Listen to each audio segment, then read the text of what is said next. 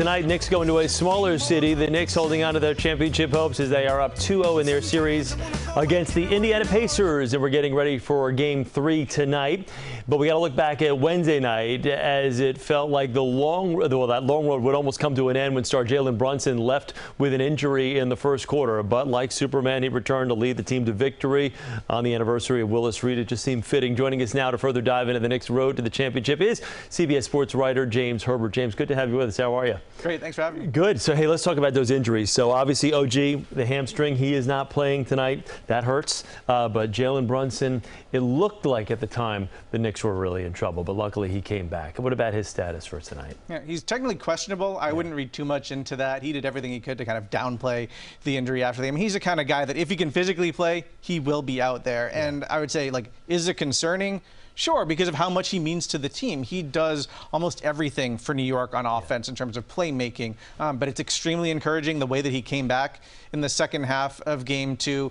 He did mostly look like himself, and he made a bunch of huge shots down the stretch. Can you talk to just how he has emerged as like the standalone superstar on this team? I mean, when Julius Randle was playing, it was obviously their team. But I mean, now the way he has played since Julius went down the last couple of months, and now especially with what he's done in the playoffs, I mean, this is a superstar that we're witnessing here. Yeah, I mean, you can look at the voting for MVP. That reflects it, right? He actually got on a lot of people's ballots. He was on my ballot, fifth place for MVP. He has ascended to a superstar level in the NBA. I would say coming into this year, he's probably seen as like a fringe all-star, maybe, but he's on a completely new level. Bonafide. Yeah, I mean, just if you look at the amount of time that just the amount of time he has a ball in his hands. Yeah. If you look at his usage rate, all these statistics indicate he is, carrying a load akin to, say, like his former teammate Luka Doncic does for the Dallas Mavericks. This is a guy who's a second-round pick. He improved every year that he's been in the NBA, and now he's at a level where for a team that is bereft of other offensive options, he is just doing so much. It's been incredible to see. And he's got to do so much, and that kind of leads me to like playing time with the big three of Dante, of Hart, of Jalen Brunson right now. These guys are playing a lot of minutes. We know Tibbs doesn't like to go into too deep a bench, but now when you've got all these injuries with Bogdanovich now being gone, and you've got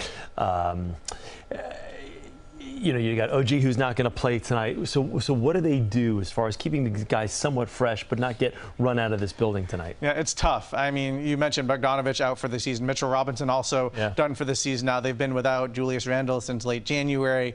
This is a team that, they have some depth, but Tibbs is comfortable playing a shorter rotation, especially in the playoffs. I would expect Josh Hart to continue to play 48 minutes every night until further notice. What's amazing about it is he seems to have more energy than anybody else in the final minutes of the game anyway.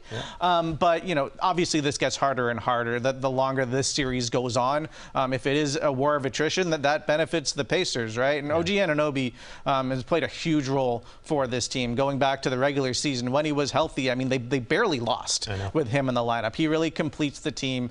He balances the team just by being such an elite defender, then also the spacing that he brings on the offensive end. I mean, he had 28 points the other night. He's been extremely aggressive since about midway through the Philly series, so they're going to miss him offensively too. It's amazing. He only played 23 regular season games with the Knicks, but it felt like he was here all season with the contribution that he made in that short window. What are you thinking about as far as Game 3 tonight? The Pacers finally back at home. So how do you see today playing out?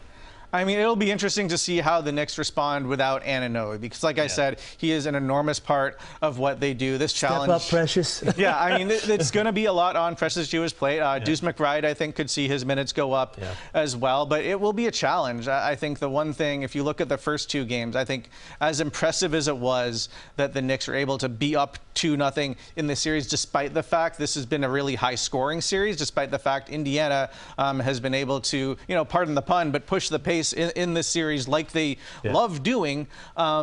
I'm not sure the Knicks can continue to play this style of game and have a great chance to win. I think, especially with Anunoby out, they want this to be grimier. And I was talking about, the officials, how much Rick Carlisle has been complaining about not getting the calls. Are they going to be at the free throw line about 100 times to the Knicks 0 tonight to just try to even things out? I mean, that's what Indiana's hoping for. But I don't know, man. I mean, they filed a report to the league, including 78 calls that they believed, or non-calls that they believed were incorrect. I'm not going to pretend that I spent the last couple of days going through every call that happened in the game and coming up with my own number. I do think they did get a kind of rough whistle at the end of Game 1.